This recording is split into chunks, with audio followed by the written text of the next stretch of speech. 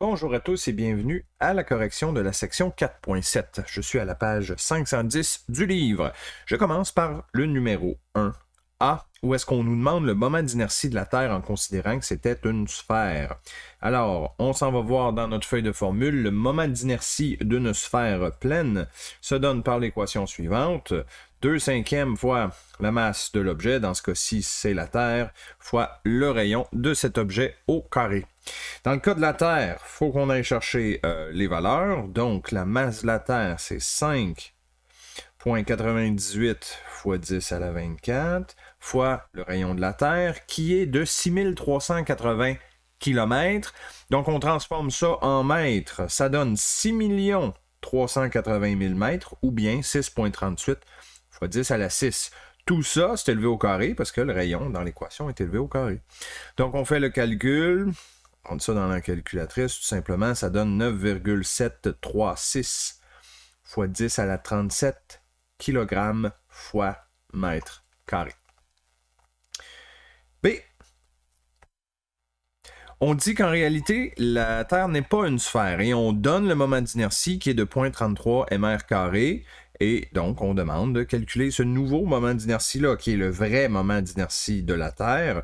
Donc, c'est 0,33 fois la masse de la Terre, donc 5,98 10 24, fois le rayon de la Terre au carré, donc 6,38 fois 10 à la 6, tout ça élevé au carré. On fait le calcul de cette chose-là et ça nous donne 8,033 fois 10 à la 37 kg fois mètre carré. Alors, c'est pas exactement la même chose qu'une sphère pleine, comme on peut voir, il y a une différence.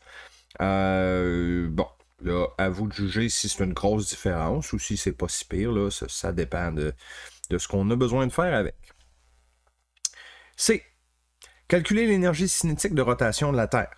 OK, très bien. On sait que la Terre fait un tour sur elle-même en une journée. Hein, c'est la définition de la Terre. Et donc, on va utiliser cette information-là pour trouver la vitesse de rotation, ou plutôt la vitesse angulaire de la Terre sur elle-même. Et donc, la vitesse angulaire, c'est donné par la quantité de radians parcourus par unité de temps. Okay? Fait que nous, on sait qu'on fait un tour en une journée. Donc, un tour, c'est combien de radians? Ben là, on s'en va voir le cercle trigonométrique. Un tour de cercle trigonométrique, c'est 2 pi radians. C'est ça qu'on fait, hein? On fait un tour, la Terre fait un tour sur elle-même, donc 2 pi radians, en une journée, 24 heures. Sauf qu'on veut une vitesse de radians par seconde, si on veut rentrer ça dans notre équation d'énergie cinétique. Donc, le 24 heures, on doit le transformer en secondes. Fait que dans chaque heure, il y a 60 minutes, et dans chaque minute, il y a 60 secondes. Voilà. Donc ça, c'est le calcul que je dois faire.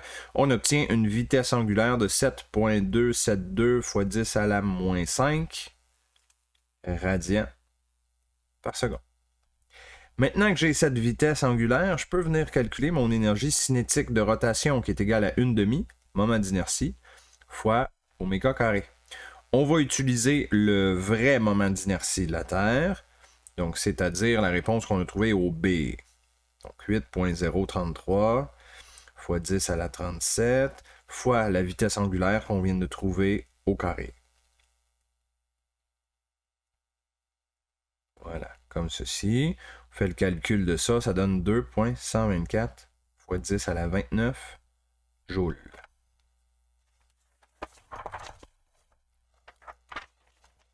D maintenant. Si on voulait prendre un an pour arrêter la rotation de la Terre sur elle-même, quel moment de force devrait-on appliquer? OK. Dans la section 4.7, on a vu cette équation-là. La somme des moments de force appliqués sur la Terre serait égale à son moment d'inertie fois son accélération angulaire. OK. Donc, première chose, de cette équation-là, je vais commencer par venir trouver l'accélération angulaire. L'accélération angulaire, c'est la variation de vitesse angulaire sur l'intervalle de temps. Dans l'énoncé D, on dit qu'on veut prendre un an pour arrêter la rotation de la Terre. Donc, quand je vais venir évaluer ça, là, mon accélération angulaire, delta oméga, ça veut dire vitesse finale moins vitesse initiale. divisé par l'intervalle de temps là, qui s'est écoulé. Donc, ça va être 1 an, l'intervalle de temps. Bon. Donc, on veut arrêter la Terre. Ça veut dire que oméga final, vitesse finale, ça va être 0. Vitesse initiale, c'est ce qu'on a trouvé là, à la lettre précédente. Donc, c'est 7.272 fois 10 à la moins 5. Et on divise tout ça par 1 an. Mais 1 an, ça comporte 365 jours. Chaque jour comporte 24 heures et chaque heure comporte 60 minutes. Chaque minute comporte 60 secondes. Voilà. En faisant ce calcul-là, ça va me donner l'accélération angulaire de la Terre nécessaire pour l'arrêter en 1 an. Donc, ça va donner moins 2.306 fois 10 à la moins 12. Et ça, ce sont des radians par seconde carrée. OK. Très bien. Donc, ça, c'est mon accélération angulaire. Maintenant, on aurait un moment de force seulement à appliquer. Puis, c'est ça qu'on cherche. On veut connaître le moment de force à appliquer sur la Terre afin de l'arrêter en 1 an. Donc, moment d'inertie, on le connaît. On l'a trouvé tantôt. 8.033 fois 10 à la 37 fois l'accélération angulaire qui est la valeur que je viens de trouver. Donc, ça donne moins 2.306 fois 10 à la moins 12. Donc, le moment de force qui serait nécessaire à calculer, on a juste à faire la multiplication qui est là. Je vais le prendre en valeur absolue. Hein. Le signe négatif que j'ai trouvé n'a pas vraiment d'importance. Là. Fait que ça serait 1.852 fois 10 à la 26 Newton fois mètre. Voilà. Mon moment de force est trouvé, on s'en va faire le E. En supposant que la force responsable du moment de force calculé en D soit appliquée à l'équateur, parallèlement à la surface, quel serait son module? Bon, très bien. La définition mathématique d'un moment de force, c'est la grandeur de la force. Ben, c'est plus ou moins la grandeur de la force, là, mais encore une fois, on va le prendre en valeur absolue parce que la direction, on s'en fout un petit peu. Là. Donc, le module, disons, du moment de force, c'est égal à la grandeur de la force fois la distance R qui sépare l'axe de rotation de l'endroit où la force est appliquée, fois sin de phi. Phi étant l'angle entre la force et le rayon. OK. Là, va falloir faire un peu de géométrie 3 dimensions, pour comprendre ce qui se passe. Donc, on a la Terre qui est ici.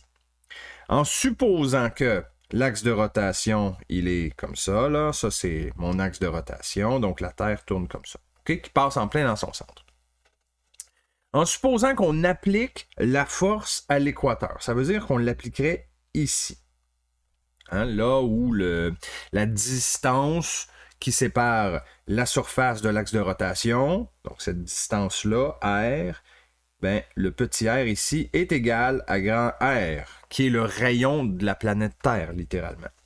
Donc, petit r, déjà, on sait que ça va être égal à rayon de la planète. Ça va. Ce qui n'aurait pas été le cas si on avait été un peu plus haut. Mettons qu'on est ici, ben, le rayon de la trajectoire, ben là, ici, R, est plus petit que le rayon de la planète Terre. Okay? Mais quand on est à l'équateur, c'est correct, c'est égal, c'est la même dimension. Donc ça va. L'autre chose qu'il faut qu'on regarde, c'est l'angle. Phi. OK? Imaginez, là, il faut avoir une vue en 3 dimensions. Fait que peut-être ça va être difficile, là. Mais imaginez que la Terre est en train de tourner selon mon axe de rotation que j'ai dessiné. Si je veux arrêter la planète Terre de tourner, il va falloir que je fasse une force ici, là, à cet endroit-là, donc sur l'équateur. Il faut que je fasse une force qui rentre dans l'écran ou qui sort de l'écran. OK? Fait que la façon d'inscrire ça, c'est comme ceci. Un cercle avec un point en plein centre, ça veut dire que ça sera une force qui sort de l'écran, qui pointe vers vous en ce moment. Okay? De telle sorte que cette force-là, elle est à la fois parallèle à la surface, mais elle est aussi perpendiculaire au rayon. Okay? Et donc ça veut dire que mon phi, dans mon signe de phi, ça va être 90 degrés. Okay? Fait que là, quand on a compris ça, tout ce qu'il me reste à faire, ben, c'est de remplacer les valeurs dans mon équation. Okay? Mon moment de force, bon là, je manque un peu de place. Là. Je vais la réécrire ici. Là. Moment de force, c'est égal à F fois 1 fois sin de phi. Bon. Le moment de force, je le connais, hein? Je l'ai trouvé juste avant. C'est 1.852. 1,852 fois 10 à la 26 égale la grandeur de la force, c'est ce que je cherche. La grandeur du rayon de la planète Terre, ben c'est 6,38 fois 10 à la 6 fois sin de 90. Sin de 90, ça donne 1, donc facile à calculer. On isole la grandeur de la force nécessaire pour faire ça. Ça donne 2,903 fois 10 à la 19 newton. Et voilà. Numéro 2.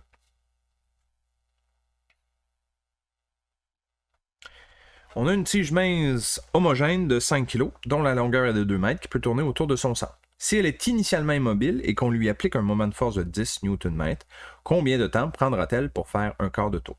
OK. Première équation à utiliser, celle-ci. Somme des moments de force sur l'objet, donc dans ce cas-ci la tige, c'est égal au moment d'inertie de la tige fois son accélération angulaire. Dans l'énoncé, on dit qu'on applique un moment de force de 10. Fait, côté gauche de mon équation, c'est juste 10. Aussi simple que ça. Ensuite, c'est égal au moment d'inertie. Là, il faut qu'on aille voir dans la feuille de formule, le petit tableau, il y a une ligne que c'est écrit tige, entre parenthèses, centre. Ça veut dire que c'est une tige avec un axe de rotation qui passe par son centre. Et c'est exactement ça qu'on a dans mon énoncé. Hein, une tige qui tourne autour de son centre. Donc, le moment d'inertie d'une telle tige, c'est 1/12 fois la masse fois la longueur de la tige. Ça, c'est mon moment d'inertie. Et mon alpha, qui est l'accélération angulaire, c'est mon inconnu. Donc, 1/12, masse de la tige qui est de 5 kg et longueur de la tige qui est de 2, élevé au carré, fois alpha. On isole le alpha ici. Ça donne 6. Radians par seconde carré. On cherche le temps que ça prend pour faire un quart de tour. Là, moi, j'ai trouvé l'accélération angulaire. OK. Considérant que cette accélération angulaire-là est constante, je peux utiliser une équation du RUA qui me donne la position finale de rotation de la tige en fonction de tous les autres paramètres. Position initiale, plus vitesse initiale fois le temps t, plus 1/2 fois l'accélération fois t carré. Mon inconnu ici, ça va être t. Je veux faire un tour. Si je veux faire un tour, ça veut dire que je veux parcourir... Non, pardon, un quart de tour. Excusez, un quart de tour. Si je veux faire un quart de tour, ça veut dire que je devrais faire pi sur 2 radians. Pensez au cercle trigonométrique. Je commence ici à 0. Si je fais un tour complet, je reviens ici à 2 pi radians. Ça veut dire qu'un demi-tour, c'est pi radian. Ça veut dire qu'un quart de tour, c'est pi sur 2 radians. Tout simplement. Donc, ma position finale, c'est pi sur 2 radians. Position initiale, je peux supposer que je commençais à 0. On commençait immobile, donc je n'avais pas de vitesse angulaire initiale.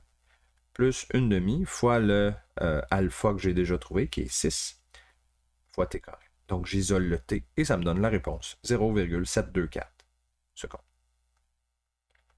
Numéro 3.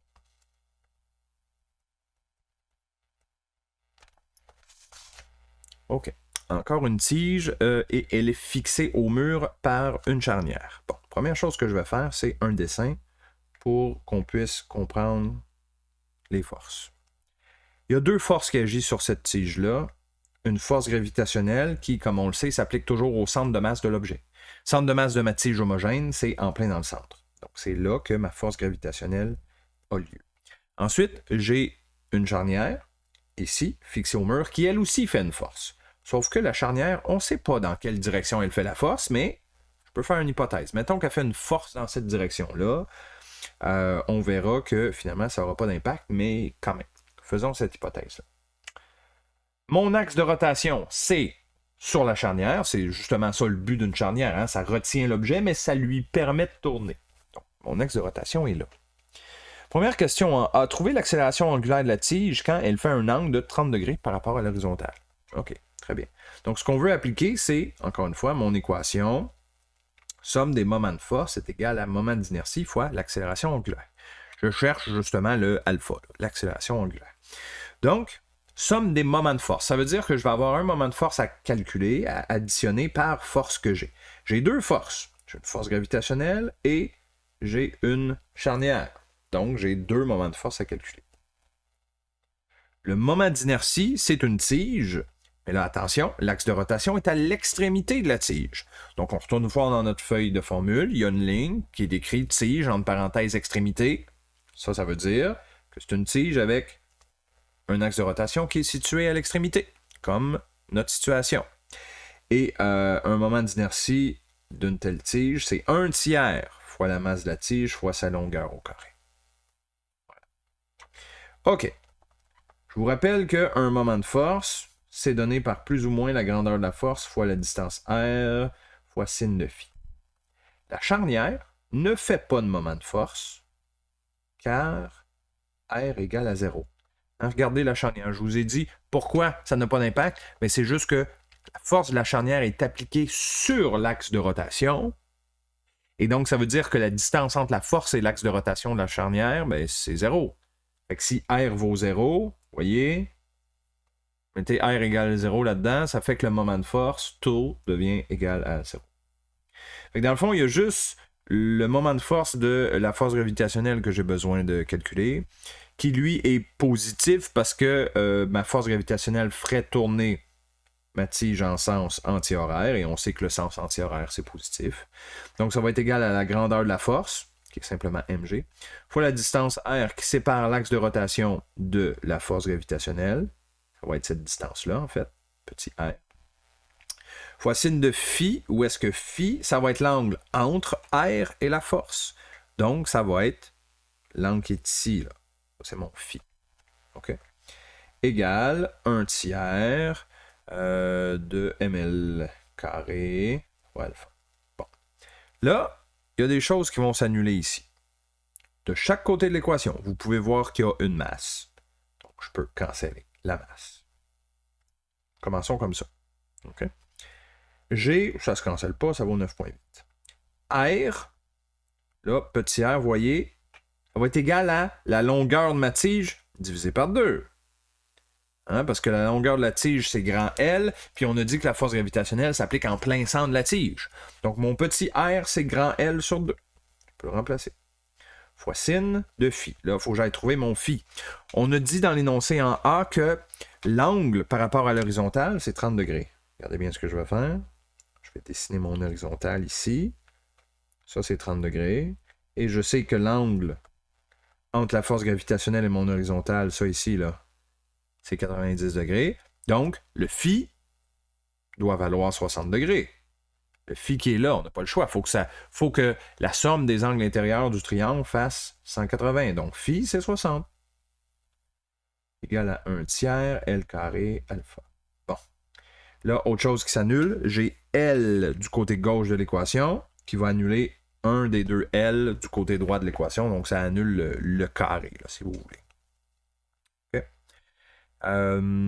Très bien. 9,8 divisé par 2 fois sin de 60 égale 1/3 fois la longueur de la tige qui est de 50 cm. Donc, on met 0,5. Voilà, alpha. On isole alpha et ça nous donne la réponse 25,46 radians par seconde. Voilà. Pour le A. B. Le module de l'accélération tangentielle à cet instant de la particule P située à l'extrémité de la tige. Bon. Le point P, là, il est ici, complètement au bout de la tige. OK? Donc, ce point P-là, déjà, il faut comprendre que peu importe quel point de la tige on regarde, toute la tige a la même accélération angulaire.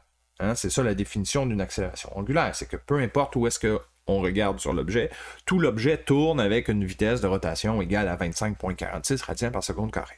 Par contre, on demande ici le module de l'accélération tangentielle. Et l'accélération tangentielle, c'est égal à R fois alpha.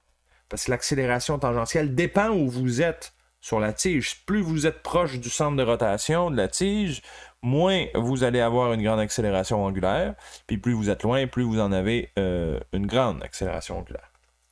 Donc, dans le cas de P, on est au bout de la tige, donc la distance R qui sépare l'axe de rotation du point que je regarde, ben, c'est égal à L, soit la longueur de la tige. En fait, je vais remplacer la valeur tout de suite, là, hein, c'est une tige de 50 cm, donc 0,5 m, fois le alpha qui est 25,46 que j'ai trouvé. Donc on fait le calcul de ça, ça donne 12,7 mètres par seconde carré.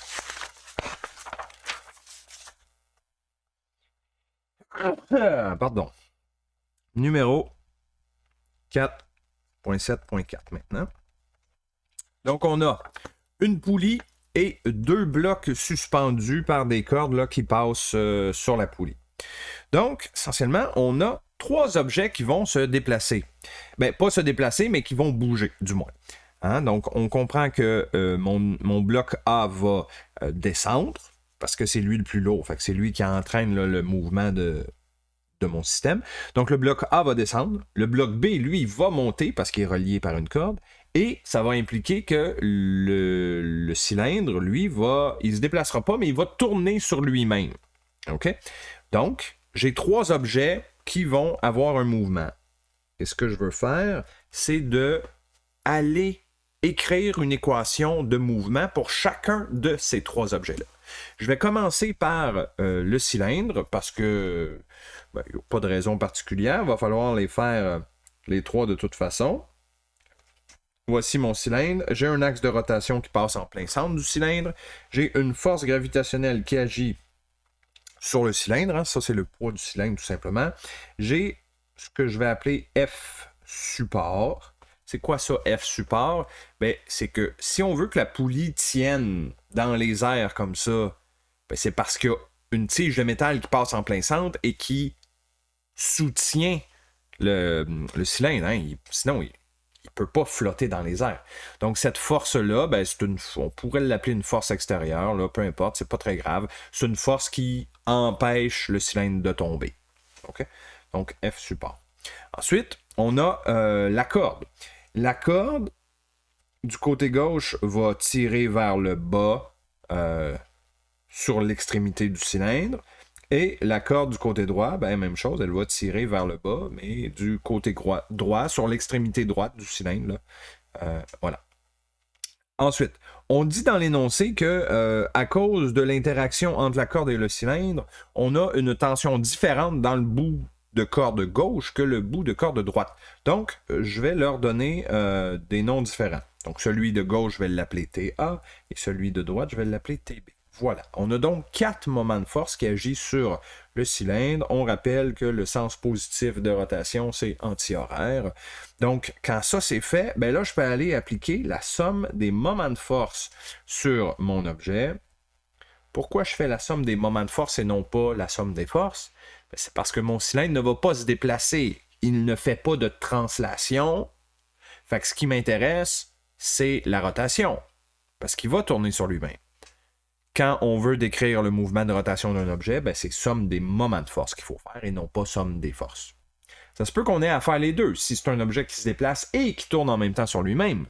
Mais ce n'est pas le cas du cylindre ici. Il reste en place, il fait juste tourner sur lui-même. Donc j'ai 4 moments de force à calculer. F support, plus moment de force de FG, plus moment de force de TA, plus moment de force de TB, égale moment d'inertie fois alpha. Bon. F support et FG, ça donne 0. Si vous avez deviné, mon axe de rotation est en plein centre et on répète que quand il y a une force d'appliquer directement sur l'axe de rotation, c'est parce que R égale à 0. Donc, si R égale à 0, il n'y a pas de moment de force. C'est exactement comme si vous essayiez d'ouvrir une porte en poussant directement sur les pentures de la porte. Ça ne marchera pas, ça ne l'ouvrira pas. Okay? Donc, c'est la même chose. Ici, il n'y aura pas de moment de force. Donc, j'ai moment de force de tension A et tension B. Ça, oui, on va avoir un moment de force. Parce que, regardez, je vais le faire pour TA, puis après ça, vous comprendrez que c'est pas mal la même chose pour TB. Là. Pour TA, la distance entre l'axe de rotation et la force, c'est cette distance-là qui est égale à grand R. Grand R, c'est le rayon du cylindre. Ensuite, l'angle entre R et la force, c'est 90 degrés. Même chose pour TB. Cette distance-là, c'est R. Oups, j'ai effacé TB, là. Et l'angle entre R et la force, c'est 90 degrés. La seule différence, c'est que TA va être...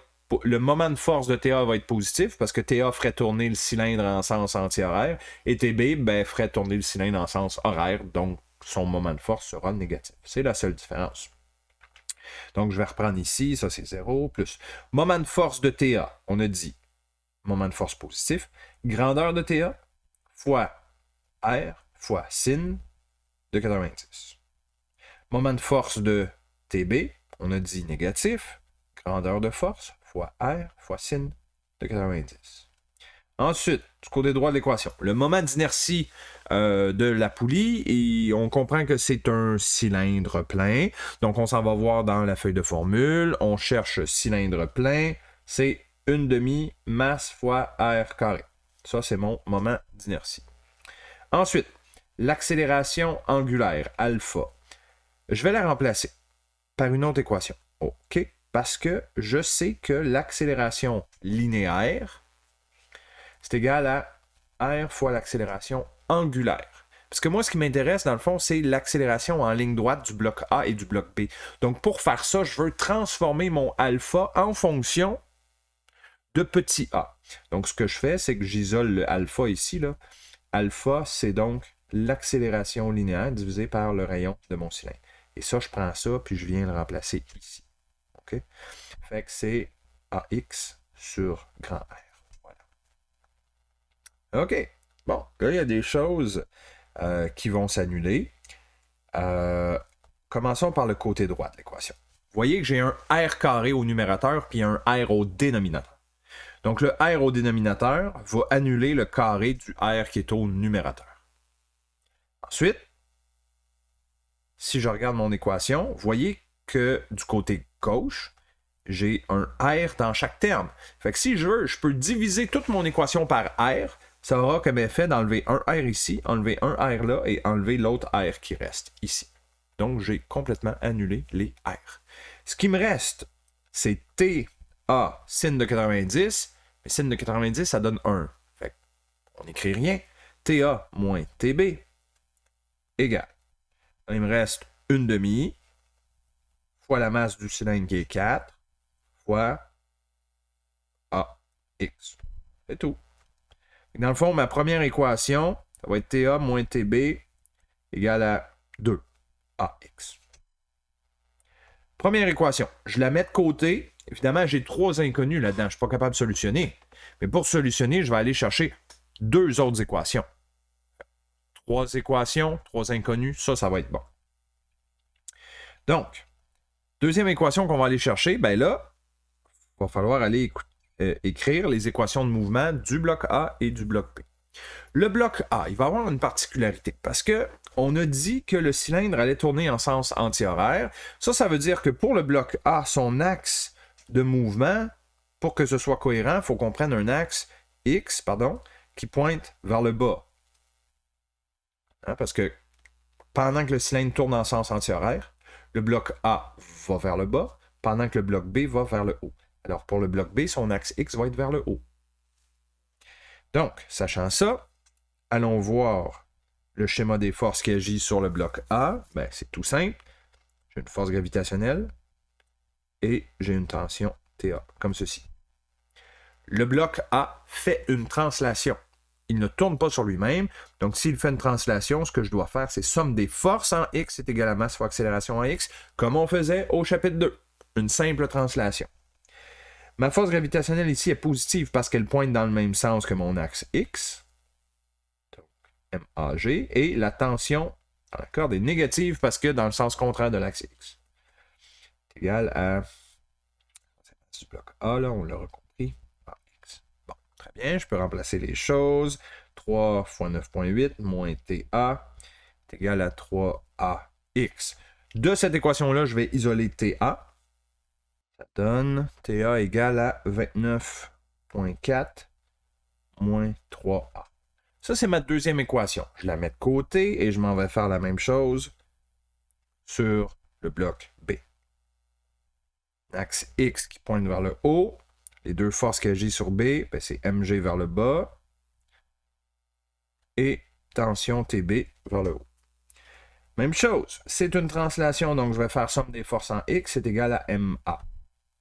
Somme des forces en X, j'ai TB qui est positif parce que c'est dans le même sens que l'axe X, et j'ai moins MBG parce que c'est dans le sens négatif.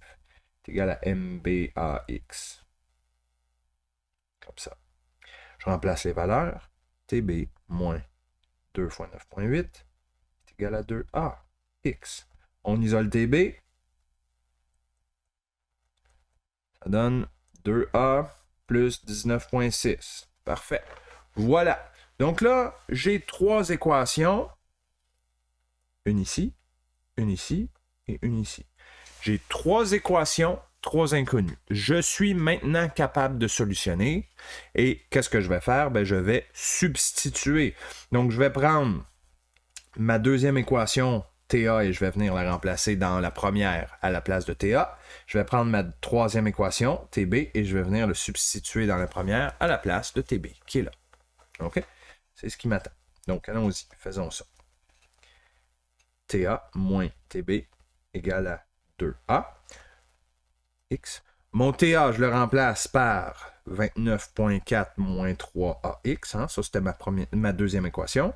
Moins TB, je le remplace par 2A plus 19.6. Je le mets en parenthèse parce que le moins TB, là, le négatif, va s'appliquer sur chacun des deux termes du TB. Donc, il faudra distribuer le signe négatif. Bien important. Égal à 2AX. Voilà. Donc, vous voyez que dans cette équation-là, j'ai un seul inconnu, c'est AX. Donc, on isole AX et ça donne 1,4 mètres par seconde carré. En A, par contre, c'est pas tout à fait ça qu'on demandait. On demandait la tension dans la corde de chaque côté. Et là, j'ai fait le plus dur parce que j'ai trouvé AX. Maintenant que j'ai trouvé AX, ben, je peux prendre le 1.4 puis venir le remplacer ici à la place de AX pour trouver TB. Puis je peux le remplacer ici dans TA pour trouver TA. Okay? Donc, c'est ce qu'on va faire. TA, ce sera donc 29.4 moins 3 fois 1.4. Ça donne 25.2 Newton. Et TB, ça va être 2 fois 1.4 plus 19.6. Ça donne 22.4 Newton. Et voilà. B, ça va être très simple. On demande l'accélération angulaire du cylindre. Mais je vous rappelle que tantôt, ça remonte un petit peu là, vous voyez, ça, cette équation-là, là, on avait dit l'accélération angulaire, c'est l'accélération linéaire sur le rayon du cylindre. Bon, ben, j'ai juste besoin de réutiliser cette équation-là. Accélération angulaire, c'est AX sur rayon du cylindre. Puis c'est tout, ça va me donner la réponse. L'accélération linéaire, on a trouvé que c'était 1.4. Puis le rayon de mon cylindre, c'est 10 cm, donc c'est 0.10 en mètres. Donc ça donne 14 radians par seconde carrée. C'est tout. Problème terminé.